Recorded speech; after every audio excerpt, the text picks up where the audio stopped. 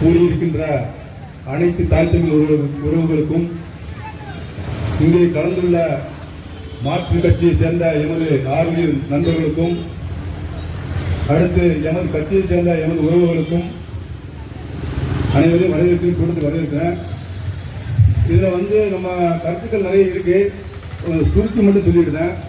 அதாவது எனது அன்பு தம்பிமார்கள், எனது சகோதரர்கள் இந்த அரசாங்க அதிகாரிகள் கிடையாது. பழனி பாப்பா அண்ணா ஐயா அவர்கள் அலுவலர்கள் தான் அப்படின்னு சொல்லியிருக்காப்புல. அதனால நீங்க அதிகாரிகள்லாம் கிடையாது, அலுவலர்கள் தான். ஏன்னா அதுக்கப்புறம் இங்க இருக்கிற உங்களை விட, அதாவது இங்க அரசு அதிகாரிகளா இருப்பாங்க, அரசு அலுவலர்கள், இவர்களை விட நாங்க தமிழக வாழ்வு உரிமை கட்சியில பயணிக்கிற எங்கள் சகோதரர்கள் அடிமட்ட தொண்டன் வரைக்கும் பெரிய மாவட்ட செயலாளர், மாநில ஒருங்கிணைப்பாளர் இருக்காங்க. ஏன்னா உங்களை விட ஒரு அளவுல கூட நாங்க என்ன கிடையாது, குறைஞ்சவங்க கிடையாது. ஒரு அளவுல கூட நாங்க ரோட்ல வீதியில மக்களுக்காக போராடுறோம். ஏதாவது ஒரு அரசு துறையில் வேலை பார்க்கவங்க ஒரு 10 பேர் இந்த வீதியில உங்களால போராட முடியுமா? உங்களால போராட முடியுமா? மக்கள் ஒரு ஆளுக்கு ரேஷன் கார்டு இல்ல, ஒரு ஆளுக்கு ஆதார் அட்டை இல்ல, ஒரு ஆளுக்கு ரத்தம் தேவை இல்ல, ரத்தம் தேவை இருக்கு, ரத்தம் கொடுக்க முடியுமா உங்களால? நாங்க 10 பேருக்கு கொடுப்போம். இந்த மருத்துவமனைக்கு என்னென்ன செய்யணுமோ அத்தனை உதவிகள் அத்தனை மக்களுக்கு நாங்க செய்வோம். உங்களால இறங்கி ஒரு தாசில்தார் 10 தாசில்தார் இறங்கி இந்த மக்கள் ஓட்டு வீட்டுல இருக்கான், குடிசை வீட்டுல இருக்கான், இவருக்கு நல்ல வீடு கொடுக்கணும் எனக்காக சொல்ல முடியுமா? உன்னால அனுமதி கூட தர முடியாது, நீ தரவும் மாட்ட. ஏன்னா நீங்க எல்லாம் உலகத்துல தேவை தூதர்கள்லாம் கிடையாது. நாங்க வந்தா வேல்முருகன் கட்சியிலிருந்து நாங்க வந்தா இப்படி மேல ஒரு ஏற்று ஒரு பார்வை, கீழே ஒரு பார்வை. அரசு அதிகாரிகள் நீங்க போய் டேபிள்ல போட்டு உட்கார்ந்துருக்கீங்களா? காவல்துறை மட்டும் சொல்லல, போக்குவரத்து துறையை சொல்லல, மருத்துவத்துறை சொல்லல, அத்தனை துறையில் உள்ள அதிகாரி நான் சொல்றேன், அத்தனை துறையில் அலுவலகம் சொல்றேன். மேல ஒரு பட்சம் உனக்கு மேல காத்தாடி நீ உட்கார்ந்து இருக்க அந்த கட்டடம் உங்க அப்பனும் ஆத்தாலும் சம்பாத்தியம் பண்ணி கொடுத்தது கிடையாது. எல்லாம் எங்க உழைப்புல வேலை செஞ்சு உழைக்கிற உழைப்புல வரியா கொடுத்ததுல அந்த காத்தாடி ஓடுது. அது போல இன்னொன்னு சொல்லட்டுமா? அது போல இன்னொன்னு, நீயும் உன் பொண்டாட்டியோ உன் பிள்ளைகளோ எல்லாரும் சாப்பிட்டு அந்த எச்சி சோத்துல கை கழுவுதா, அதை ஒட்டிருக்கும் பாரு பருக்க, அதுல நாங்க போடுற பிச்சை காசு இருக்கு. அதை நீ புரிஞ்சுக்கணும். உன் உழைப்ப நீ என்ன கட்டுமானங்களை பத்தி சம்பந்தம் பண்ணி உனக்கு எவன் சம்பளம் கொடுக்கான்? உனக்கு வட்டாரத்தில் எவன் சம்பளம் கொடுக்கான்? போக்குவரத்து துறையில, மருத்துவத்துறையில, அதுக்கு மேல உள்ள பகுதிகளெல்லாம் உனக்கு எவன் சம்பளம் கொடுக்கான்? நாங்க ரத்தத்தை வேர்வையா சிந்தி ஒரு சோப்பு வாங்கினா அதுக்கு வரி, ஒரு பெட்ரோல் வாங்கினா அதுக்கு வரி, கொத்தனார் சாமான் வாங்கினா அதுக்கு வரி, சென்டிங் பதவிகள் வாங்கினா அதுக்கு வரி, இன்னும் எதெல்லாமோ பொங்கல், ஒரு கடையில பொங்கல் சாப்பிட கூட அதுக்கு வரி. அதை சாப்பிட்டுட்டு நாங்க வந்துருவோம். நாங்க அதுல போட்ட பிச்சை காசுல உனக்கு மாசம் 30,000 20,000 சம்பளம். அந்த எச்சி சோத்துல நம்ம பிச்சை காசு இருக்கு. நாம் அந்த தமிழக வாழ்வு கட்சிக்காரன் வரும்போது எந்த கட்சி? தமிழக வாழ்வு கட்சியா? அப்படி கட்சியா? யார் தலைவரு? இங்க யார் மாவட்ட செயலாளரு? உங்க அப்பண்டா மாவட்ட செயலாளரு. இன்னும் நீ அப்படி காட்டுற அப்படின்னு சொல்லுவேன். ஏதாவது ஒரு காவல்துறை அதிகாரி, ஏதாவது ஒரு வட்டார செயலாளர், ஏதாவது தாசில்தாருக்கு போய் நின்றுட்டு போய் உன் பொண்டாடி செத்து போனான்னு சொல்லி நம்ம கண்டிப்பா சொல்லணும். ஒரு 10 பேர் போவோம், ஒரு இன்ஸ்பெக்டரா இருக்கட்டும், ஒரு யாராவது ஒரு அரசு துறையில இருக்கட்டும், போய் சொல்லுவோம் உன் பொண்டாடி செத்து போனா அவன் அவசர கதை என்ன வந்துருமா? எப்ப பாடி தூக்குவாங்க, எப்ப பாடி தூக்குவாங்கப்பா. ஏன்னா அவன் அந்த சிந்தனையில இருக்க மாட்டான். அரசு அதிகாரிகள் அடுத்தால நமக்கு 1000 எப்படி வரும், 2000 எப்படி வரும், அடுத்தால எப்படி சம்பாத்தியம் பண்ணலாம், பென்ஷன் ஆகிட்டோம்னா எவ்வளவு நமக்கு செலவு தருவாங்க, எவ்வளவு பணம் தருவாங்க, அது பூரா உனக்கு பிச்சை காசு.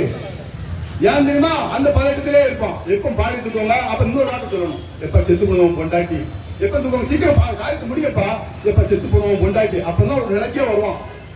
யாரும் தெரிஞ்சு நம்ம சகோதரர் போன உடனே என்ன கட்சி யாரு கட்சின்னு கேட்டாச்சுன்னா அவன் மெண்டலா இருக்கான்னு புரிஞ்சுக்கணும். ஏன்னா ஒரு மெண்டல் தான் யாருன்னா அப்படிதான் இருப்பான். எதுக்கு அவங்களுக்கு ஒரு வண்டியில குளிரூட்டின வண்டி, ஒரு வண்டியில சாதா வண்டி, ஒரு ஆளுக்கு பைக்கு, ஒரு காவல் நிலையத்துக்கு போன 22 போலீஸ். அந்த 22 போலீஸ் நீ பட்டியலிடு. கடைசியா இருக்கும் அந்த கைதிக்கு பீடி கொடுக்கணும், அப்புறம் பேப்பர் வாங்கிட்டு வரணும், அப்புறம் பேனா வாங்கிட்டு வரணும், அவன் பொண்டாட்டிக்கும் அவன் வீட்டுக்கும் காய்கறி சமைக்கணும். இது ஒரு வகை, 2 பேர் இருப்பான். அதுக்கு அடுத்தால ரைட்டுல ஒரு ஆள் இருப்பாரு. அது ஒரு துறை சொல்றேன். அதுக்காண்டி காவல்துறை தவறு நினைக்க கூடாது. துறையில நீங்க இருக்க டென்ஷன் சொல்றேன். ஏன்னா நீங்க எந்த மனுவை கொண்டு போங்க, அவருக்கு விடு இல்ல பெறவும் அன்னைக்கு என்னைக்காவது ஒரு நாள். இப்போ நம்ம மாவட்டத்துல எத்தனை காவல் நிலையம் இருக்கு? அப்ப அத்தனை காவல் நிலையத்தில் ஒரு பிரச்சனையை முடிக்காம எப்படி இந்த எஸ்பி அலுவலகத்துக்கு புகார் வந்து சொல்லுங்க பாப்பா யாராவது. ஏன் அந்த 22 பரிசால அந்த பஞ்சாயத்தை முடிக்க முடியல? அப்ப அத்தனை பேர் குற்றவாளிகள் தவறா உள்ள வேலையை பார்த்துருக்காங்களா இல்லையா? இப்போ எஸ்பி இங்க இருக்கு, மாவட்ட கண்காணிப்பு அலுவலகம் இருக்கு, இங்க மாவட்ட ஆட்சியர் அலுவலகம் இருக்கு. இதுக்கு கீழே கோட்டாட்சியர் அலுவலகம், வட்டாட்சியர் அலுவலகம், இந்த தாலுகா ஆபீஸ், அதுக்கு கீழே கிராம நிர்வாக அலுவலகம், பேரூராட்சி அலுவலகம், அத்தனை இருக்கு. ஆனா அப்படி இருந்தும் மாவட்ட ஆட்சியருக்கு மனு வர காரணம் என்ன? அத்தனை பேரும் தப்பு பண்ணும். அந்த தப்பை போய் தமிழக வாழ்வுரிமை கட்சி கேட்போம். இனி வருவோம், இன்னைக்கு வெறும் 50 ஆளு 500 பேரா வருவோம், 500 பேரா வருவோம். இந்த அரசு இங்க இருக்க தாசில்தாரு இன்ன வரைக்கும் ஒரு 6 மாசத்துல 2 பெண்களுக்கு நான் வந்து இலவசமா குடும்பத்தை வாங்கி விட்டுருக்கேன். அது நம்ம ஒருவருக்கு தெரியும். ஆனா எவனாவது ஒரு 6 என் செருப்பை காட்டிட்டு மூஞ்சில அடிச்சிருவேன். இந்த கட்சி எல்லாம் தனிப்பட்ட வரலாம் முறை பார்த்துக்கிறோம். 1000 ரூபாய் ஒரு ரேஷன் அட்டை வாங்கிட்டு 1000 ரூபாய். இந்த கிறுக்கு பேருக்கு எதுக்கு 1000 ரூபாய்? ஏங்க 1000 ரூபாய் இருக்கு? ஏய், கடையில் அரிசி வாங்கி திங்க முடியாம ரேஷன் அரிசி வாங்கி சாப்பிடுறதுக்கு அவங்க கேட்காங்க. ரேஷன் அரிசி ரேஷன் அட்டை, அந்த அட்டையை அவனுக்கு கொடுத்துட்டு 1000 ரூபாய். அது ரத்த வேர்வையா சிந்தி ஏழைகளுடைய ரத்தத்தை அட்டை புதுமையில் முடிஞ்சதுக்கு சமம். நீ வேங்க அவன் யாரு இருக்கா?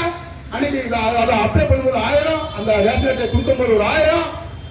ரத்தத்தை அந்த நாட்டில் ரத்தத்தை கொடுத்தா 10 நிமிஷம் சர்டிபிகேட் ஆகும். முட்டாப்பீங்களா ரத்தத்தை கொடுத்தாங்க 10 நிமிஷம். பட்டா வாங்கணும், பத்திரம் போடணும் 15 நாள். இந்திய அரசு பாஸ்போர்ட் சொல்ல கடவுச்சிட்டு வாங்க 15 நாள்ல தந்துடலாம். இன்னைக்கு எண்ணற்ற சான்றிதழ்களை எத்தனை நாள்ல குறுகிய நாள்கள் தந்துடலாம். இந்த ரேஷன் அட்டையை எளிய மக்கள் வாங்கிட்டு ரேஷன் அரிசியை அந்த அட்டையை கொடுக்கறதுக்கு 6 மாசம் 1 லட்சம் ரேஷன் கார்டு பெண்டிங் அடங்க. 1 லட்சம் ரேஷன் கார்டு இங்க இருக்க முதலமைச்சர் கொடுக்க கூடாதுன்னு சொல்லாரா? சொல்லுங்க. முதலமைச்சர் கொடுக்கூடாது சொல்றாரா, இல்ல மந்திரி கொடுக்கூடாது சொல்றாரா? எந்த அரசியல் அதிகாரிகள் எந்த அரசியல் கட்சிக்காரங்க உங்களுக்கு கொடுக்கூடாதுன்னு சொல்றாங்க. அப்ப ஏன் கொடுக்க மாட்டேங்க? அப்ப ரேஷன் அட்டையா அந்த மக்களுக்கு ஏன் சென்று போய் சேர மாட்டேங்குது? ஆனா ரேஷன் கடை முன்னாலே அந்த அரிசியை விற்கிறது அது எளிய மக்களுக்கு அன்னைக்கு அந்த பழக்கம். அந்த ரேஷன் அரிசி தான் வாங்கி சாப்பிடுங்க நிலைமை இருக்கு. அவனுக்கு ரேஷன் அரிசி கொடுக்க மாட்டேன்.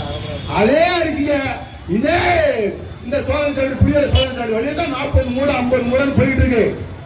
40 மூட 50 மூடன்னு போயிட்டு இருக்கு. அச்சம்பூர் காவல் அதிகாரி சொல்லி நானும் அந்த அதிகாரிக்கு 40 மூடையை நாங்க பிடிச்சோம். அந்த அரிசி போற அரிசி வந்து எப்படி போகுது? சோதனை சாவடி வழியா. சோதனை சாவடிக்குன்னா அங்க அந்த அதிகாரிகளுக்கு ஒண்ணு உங்களுக்கு என்ன இறை தூதர்களா? நீங்க என்ன பெரிய ஆளுகள்? அங்க வந்து உட்கார்ந்துங்கன்னா அரசாங்கத்துல சம்பளம் வாங்கி சாப்பிட்டா நீங்க வந்து பெரிய ஆளா? சோதனை சாவடியில இங்க இருந்து ஒரு வாழைச்சா ஒரு 10 தார் வாழைச்சா ஒரு ஆட்டால ஏற்றி விடு. அந்த வாழைச்சா உடஞ்சிடக்கூடாதுன்னு அந்த வாழை செத்தையை அதை சுத்துவான். அந்த செத்தையை அந்த கேரளாவில் போட முடியுமா? அங்க போட முடியுமா? அந்த அரசுக்காரன் அப்படிதானா? அவன் விட மாட்டுக்கு. அப்புறம் அங்கே இருந்து மட்டும் இங்க மருத்துவ கழிவு வந்துருது, அங்கே இருந்து மட்டும் இங்க உலக கழிவு வந்துருது, அங்கே இருந்து மட்டும் இங்க எல்லா கழிவும் வந்துருது, கோழி கழிவு வந்துருது. அது எப்படி வருது? அப்ப நீ கண்ண மூடி தூங்கிக்கிட்டு இருக்கியா, இல்லைன்னா அவன் பைசா வாங்கிட்டு விட்டுருதியா? புதிய சோதனை சாவடியில அது எப்படி இங்க வருது? எப்படி ஆரம்பம் வரைக்கும் எப்படி வருது? அப்ப எப்படி விடுவா? இது உங்களுடைய கவனக்குறைவா இல்ல வேலைக்கு விடுதீங்களா? நாங்க போய் அதை அனுப்புவோம். இங்க இருந்து சாமி போட்டு ஏதாவது பாவம் தீரட்டும், ஏதாவது நம்மளுடைய பாவம் தீரட்டும் அப்பாவி மக்கள் எமது தொப்புக்குடி உறவுகள் எமது சொந்த பந்தங்கள் வந்து ஆந்திராவில் இருந்தாலும் சரி, கர்நாடகா இருந்தாலும் சரி, தமிழ்நாட்டில் இருந்தாலும் யாரா இருந்தாலும் சரி மாலையை போட்டுட்டு போறோம். அங்க சோதனை சாவடிக்கு போன உடனே என்ன 7 சீட்டு தானே இருக்கணும்? ஏன் 10 சீட்டு இருக்கு? போடல 3000 சாமி மாட்ட. அவன் சாமி மாதிரி நினைச்சுவான். ஐயோ ஐயப்பனுக்கு தெரிஞ்சுக்கணும்னா உண்டான கொடுத்து வாப்பா இருக்கு ஒன்று அதனால 1000 பண்ணுது. அதனால இங்க இருந்து போற நம்ம காய்கறி வண்டிக்காரன் எவன் எளியவனோ அவன் கொள்ளை அடிக்கிறது. இங்க இருந்து போற அத்தனை வாகன வண்டிகளை விட்டு கேரளா வண்டிகள் போறோம். அரிசி போது பருப்பு போது எல்லாம் போய் போகலன்னு சொல்லுங்க. இதே இடத்துல என்ன இருக்கு? இந்த மேம்பாலத்துக்கு சைடுல 40 மூட இங்க இருந்து கடத்தக்கூடிய போது நான் போய் இறக்கிறேன். அலுவலர் நம்பர் எங்க இருக்கு? எப்படி போச்சு? அதை வந்து புரிஞ்சுக்கிட்டு இங்க இருக்க அரசியல் அதிகாரிகள் வந்து எத்தனையோ கட்சி இருக்கலாம். பேருக்கு இருக்கும் கட்சி வந்து என்ன அத்தனை கட்சி பேருக்கு இருக்கும். எப்படி ஓட்ட வாங்கலாம், எப்படி சப்பாத்தி பண்ணலாம், எப்படி கோரி சொன்னாங்களாம் அந்த இதுல செயல்படுவாங்க நிறைய கட்சிகள் இருக்கு. ஆனா தமிழக வாழ்வுரிமை கட்சி எங்க கட்சியில இருக்க உறவுகள் இதுக்கு அடுத்த வார உறவுகள் கூட நாங்க பயிற்சி கொடுத்து தான் வருவோம். நாங்க வந்து சாதாரண பிள்ளைகள் கிடையாது. இந்த பேனருக்கு பின்னால மைக்கு பிடிச்சிருக்காரு, அதுக்கு பின்னால தொப்பி போட்டு ஒரு ஆள் இருக்காரு. தேசிய தலைவர் பிரபாகரன் தனி நாடு கேட்டு சண்டை போட்ட ஆளு. அந்த ஆளை நாங்க தலைவராக கொண்டாந்துருக்கோம். அந்த ஆள் என்னென்ன வேலையெல்லாம் செஞ்சாரு அப்படிங்கிறதே எல்லாத்துக்குமே தெரியும்.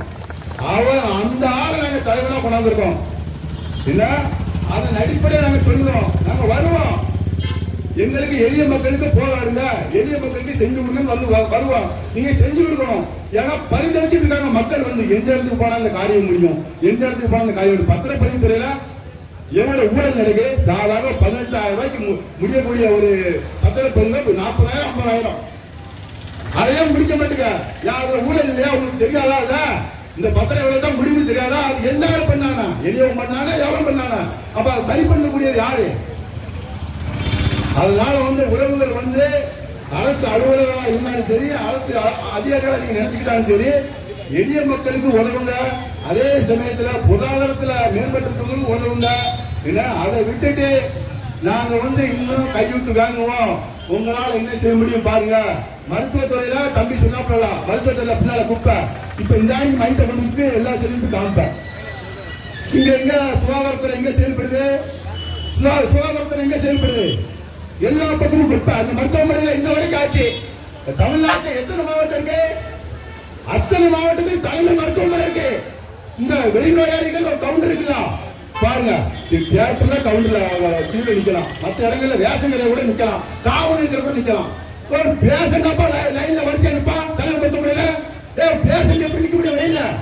அப்ப எவ்வளவு முட்டாட்டமா உள்ள செயல்பட்டு இருக்காங்க அந்த மருத்துவத்துறையில. வெளிநோயாளிக்கு என்னைக்கா எவ்வளவு யாருக்காவது இங்க இருக்க மக்கள் யாராவது சொல்லுங்க ஒரு பாத்ரூம் இருக்கா வெளிநோயாளி? ஆம்பளை வந்து சமாளிக்கலாம். பெண்கள் எத்தனை பேர் போறாங்க? எத்தனை மாவட்டத்தில் இருக்கு வெளிநோயாளிகளுக்கு ஒரு பாத்ரூம் புரியல? எல்லாம் இருக்கா? இங்க என்ன இருக்கு? ஏன் இல்ல? உள்ள இருக்க தலைமை மருத்துவரும் இருக்கவன் ஊழல் பண்ணுதான். நான் கொடுத்த மனு, இதே மாவட்ட ஆட்சியர் நான் கொடுத்த மனு. உள்ள வந்து அண்ணாமலை அவரு எம்எல்ஏ இருந்த காலத்துல உள்ள ஒரு பாத்ரூம் கட்டிக்காங்க. ஆண்களுக்கும் பெண்களுக்கும் புரியல. அதை தெரியா. இதே தலைமை மருத்துவர் என்ன சொன்னாரு? நீங்க அதை விட்டுருங்க, 20 லட்சம் ரூபாய் நாங்க பெண்களுக்கு பெரிய நவீன முறையில் கட்ட போறோம் அப்படின்னாங்க. ஏன் இன்னும் கட்டல? ஏன் மருத்துவமனை கட்டல? எவ்வளவு சுகாதார இருக்கு. வெளியில் நல்ல தண்ணியுமா உள்ள தண்ணி ஓடும், உள்ள லிப்ட் ஓடாது. உள்ள இருக்க பாத்ரூம் போய் ஆய்வு பண்ணுங்க. உள்ள பாத்ரூம் போய் ஆய்வு பண்ணுங்க. எல்லா பாத்ரூம் தண்ணி தேங்கி கிடைக்கும். உள்ள போறோம் மறுபடியும் நோயாளியா மாறுவான். மறுபடியும் நோயாளியை மேற்கொள்ளாம என்ன சொல்லுவாங்க? ஐக்ரவுண்ட் போனோம் போ அப்படிம்பாங்க. அந்த ஐக்ரவுண்ட் வந்து வரும்போது பிரணமா வருவான். இதுதான் இந்த மருத்துவத்துறை நடந்துட்டு இருக்கு. இந்த மருத்துவத்துறை மட்டும் இல்ல, இந்த தென்காசியில் இருக்க இந்த மருத்துவத்துறை மட்டும் கிடையாது. சங்கரங்கோயில தான் நடக்கு, கடையனூர்ல தான் நடக்கு. எவனாருக்கு ஒரு வெற்றி காயத்துக்கு போய் நீ தையல் ஒழுங்கா போட்டு, நான் தையல் ஒழுங்கா போட்டுட்டானா அப்படின்னு தமிழக வாழ்க்கை வச்சு என் நம்பருக்கு போகணும். ஒரு பேர் கூட ஒழுங்கா தையல் போடுறது கிடையாது. அவனை சித்திரவதைப்படுத்தி அதே தனியார் மருத்துவமனையில் வச்சு தையல் ஒழுங்கா போட்டா ஒரு ட்ரீட்மெண்ட் ஒழுங்கா இருக்கு. அதை ஒழுங்கா பார்த்தது கிடையாது. உள்ள இருக்க உள்ள செக்யூரிட்டி இருப்பான். உள்ள அவன் தான் பெரிய லீடர், அவன் தான் தலைமை மருத்துவ இருக்க. வண்டி அங்க ஓடாத, வண்டி இங்க ஓடாத, நீ யாரு? நான் எங்க ஆத்தாளுக்கு மருத்துவம் பார்த்துருக்கேன். ஓரம் உங்க ஆத்தா மட்டும் உள்ளோடு அப்படின்னா யாரு பாருங்களா? செக்யூரிட்டியும் போட்டான் உள்ள. செக்யூரிட்டிக்குள்ள வேலை உள்ள பாருங்க. அவன் சீரோடு இருக்காரு. உள்ள இருக்க காவல்துறைக்கு சீரோடு இருக்கும், உள்ள இருக்க மருத்துவருக்கு சீரோடு இருக்கும். உள்ள வேலை சோறு புரிஞ்சு போடலாம் அவளுக்கு சீரோட இருக்கு.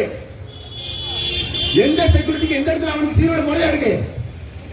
ஏன்னா நான் மனு கொடுத்ததுக்கு 4 பேர் அந்த செக்யூரிட்டி சட்டையை போட்டான். அது அவமானப்படுத்த மாதிரி. நம்ம பிள்ளைகளை படிச்சு ஒரு சிவில் டாக்டர் மருத்துவம் படிக்க வருவாங்க. இவன் டைட்டா பேண்ட் சட்டை பண்ணிட்டாங்க. என்னன்னா அவள் என்ன நடக்கும் சொல்லுங்க?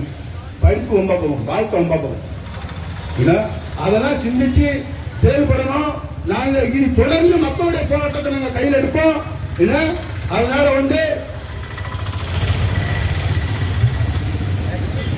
வந்து இங்க இருக்கிற அரசு அலுவலர்கள் பத்திரத்துறையா இருந்தாலும் சரி, அப்புறம் காவல்துறையா இருந்தாலும் சரி, அப்புறம் போக்குவரத்து துறையா இருந்தாலும் சரி, மருத்துவத்துறையா இருந்தாலும் சரி, இன்னும் எத்தனையோ துறைகள் இருக்கு. அவங்க கண்ணியமான முறையில் வேலை பார்க்கணும். எதுக்கு நாங்க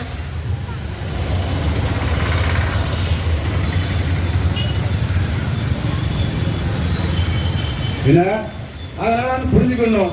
அது போக இன்னொரு விஷயம் என்னன்னா, நம்ம மாவட்டத்தில் ஒரு 2 சகோதரர்கள், நம்ம அடையாள சட்டமன்ற தொகுதியை சேர்ந்த 2 சகோதரர்கள் வெளிநாட்டில் வேலை பார்க்க போறவங்க அங்க உள்ள கடத்தல்காரர்கள் கடத்திட்டு போயிட்டாங்க. கடத்திட்டு வச்சுக்கிட்டு பொருளாதார ரீதியாக பொருளாதாரம் கேட்டுட்டு இருக்காங்க. நான் கொடுக்க முடியல, அவங்களுடைய நிலைமை என்னாச்சுன்னு தெரியல. எங்களை பத்திரிகை செய்தியாக வந்துச்சு. அதுக்கு வந்து மாவட்ட ஆட்சியர் வந்து அதுக்கு நடவடிக்கை எடுக்கணும். அப்புறம் வெளித்துறை மந்திரிக்கு வந்து இதை தகவல் தெரிவிக்கணும். ஏன்னா உலக நாட்டு தூதர்கள்லாம் இருப்பாங்க, அவங்களுக்குலாம் தகவல் தெரிவித்து அந்த 2 சகோதரர்களை மீட்கிறதுக்கு போராடணும். என்ன ஆமாம், நம்ம சுப்ரீம் கோர்ட் உதவி வந்து சங்கடப்பட்டுருக்காங்க. அதுக்கப்புறம் நமது மாவட்டத்தில் கண்காணிப்பு கேமரா காவல்துறை சில இடங்களில் செயல்பட்டு நல்லா அழகாக செயல்பட்டு இருக்காங்க. அதனால வந்து ஒரு எல்லாத்தையுமே நாங்கள் சமத்துமணிக்கு சொல்லலை. நல்ல காவல்துறை அதிகாரிகள் இருக்காங்க.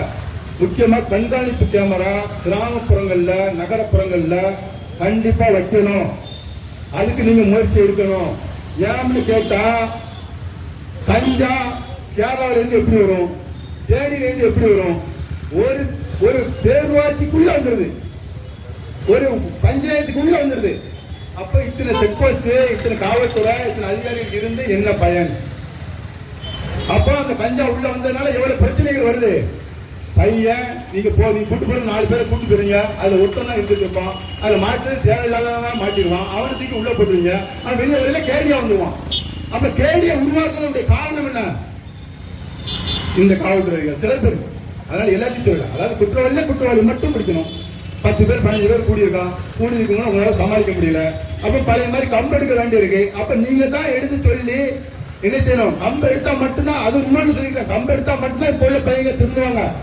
ஏன்னா பழைய மாதிரிலாம் கிடையாது. எங்க இருந்தாலுமே நீங்க களைச்சு விட்டுட்டு போனீங்க மறுபடியும் வந்துடுவோம். என்ன அதனால வந்து கஞ்சா விற்கிறதுனால வந்து நம்ம இளைஞர்கள் சீரழிஞ்சிட்டு இருக்காங்க, அவங்கள கண்காணிக்கணும். அதுக்காக வந்து நம்ம கேமரா படுத்தணும். என்ன அதனால வந்து நான் விடைபெறேன்.